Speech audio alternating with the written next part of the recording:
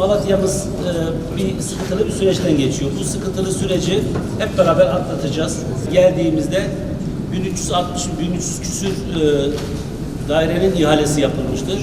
Şu anda 60 binin üzerine çıktık. 60 bin konutun ihalesi yapılmış oldu Malatya'mızda toplamda. Şehir merkezinde 25 bin civarında konut ihale ettik şehir merkezinde. Cumhurbaşkanımızın liderliğinde, bakanımızın öncülüğünde yaptığımız işler bunlar. Allah'a hamdolsun Cumhurbaşkanımız ve hükümetimiz hiçbir kısıtlama yok.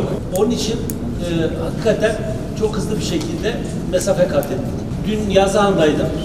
Yazıhan'a gittim. Yazıhan'da 3 ay önce gitmiştim Yazıhan'a. Temeline attığımız konutların şu anda kabalarının bittiğini, inceye başladığını gördüm 3 ay içerisinde. Çok ciddi bir ödenek almış durumdayız. 15 milyar değerli dostlar, bizim 13 milyar bütçemiz var. 15 milyar da ekstra bir paranın alınması çok büyük bir rakam bunlar. İnşallah bunlarla biz Malatya'mızın yaralarını büyük ölçüde saracağımıza inanıyoruz. Tarihte görmediği bir altyapı çalışmalarımız var. Temiz su ve yani içme suyumuz ve kanalizasyonla ilgili altyapı yenilemeleri var, depolar var, depo yenilemelerimiz var. Yani çok ciddi bir yatırımlarımız var. Bunların çoğu görünmüyor tabii.